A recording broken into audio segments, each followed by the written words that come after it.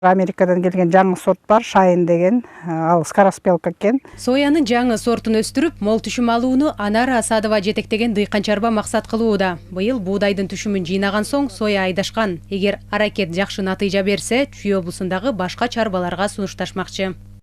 То есть бир жылда 2 урожай алып көрөлү деп туруп, ошондо экспериментально эгип көрүп атабыз. Ошондо октябрда эси экспериментибиз болуп калса, климатический условия позволять этип калса, анда эмдиги жылга ошо майда дыйкандарга сунуштайбыз. Быйыл суу менен кыйналдык да. А соя болсо сууну жакшы көрөт. Кызылчадан дагы муну сугарганга көп суу керек болот да. Ошого карата болуп калабы, ошо биздин экспериментибиз болбой калабы, только ошол эле проблема болуп атат. Соянын сабагы канчалык бийик болсо, ошончо жакшы түшүм берет. Чүйдүн климатына ылайык. Өстүрүү үчүн орто эсеп менен 1 гектар жерге 40 000 сом сарпталса, андан 2 эсе жогору киреше табууга мүмкүн. Жердин арендасынан баштап санап, уборкага чейин санадык да, доставка заводко чейин каяка тапшырылат.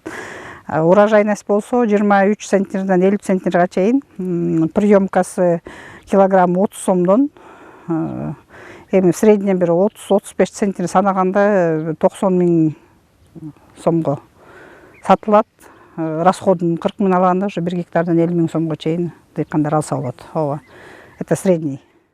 Анара Асадова айыл чарбасын алга сүрөгөн айымдардын бири. Кесиби боюнча юрист. Бул чөйрөгө келгенде алгач кыйналган, бирок талбаган аракет менен өздөштүрүп кеткен. Азыр дыйканчылыктын сырларын, айыл чарба техникалары менен шаймандарын мыкты билет. Ушу комбайн анан тракторду алганбыз.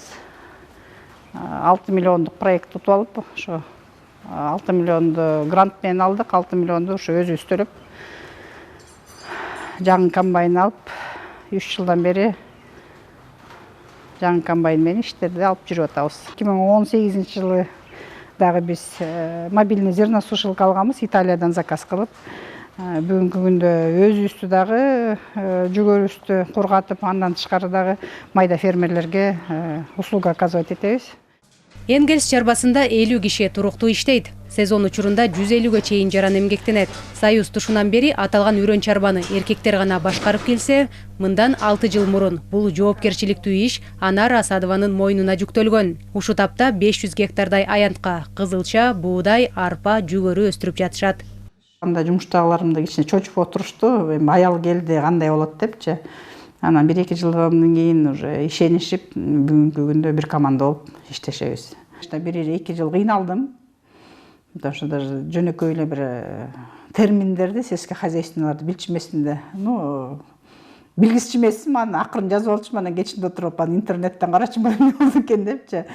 Ошо 2014 жылдан бери буга чейин бүт семинарлы чарба боюнча болгондорду Кыргызстан боюнча бирөөсүнө да калтырбай барып, ошо жерден үйрөнүп, быйыл болсо аграрныйга поступать эттим, агрономияга. Каарманыбыз коомдун турмушуна кайдыгер карабайт. 2021 жылга чейин айылдык кеңеште жалгыз айым депутат катары иш алып барды. Биринчи созувда 21 депутатта жалгыз аял болуп депутат болуп өткөм. Ошо социальный городок, водопроводный сеть боюнча, анан мектептерге орун жетпей жатат болгон жер менен, анан дополнительно ошо проект фонд агахандар менен иштешип калдык. Ошолор аркылуу мини гранттар аркылуу компьютерный техника, анан жаңы парталар алынып калды. Ошол нерселерди эси ал созувда аял жок болсо, алар чечилбей калмак болуш керек деп мен ойлойм. 2019 жылы бизге ошо фонд Ассафа деген келип, жесир айымдарга, анан көп балалуу айымдарга үй салып берген. Ошону бүгүнкү күндө 68 айым жашайт. Жергиликтүү кеңештерге шайлоодо быйыл 2-чи ирет шайланды. Буга дейре бала бакча, мектепке байланышкан көйгөйлөрдү көтөрүп келген.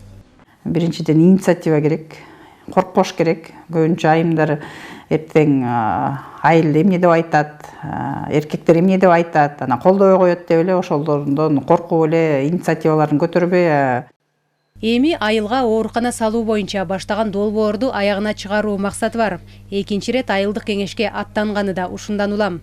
Өткөн жумада эле ошо фонддун офисине барып туруп, анан ошо сүйлөшкөн сөздөрүбүз калдыбы, жаңы айыл өкмөтү шайланган, ошо айыл өкмөттү алып барып тааныштыртып, ошону жасайлы деп, ошо биздин жарандар, ошо биздин айымдар, кыздар, балдарыбыз современный больницада современный медицинский услугаларды алсын деп ошол менен аракеттенип атабыз.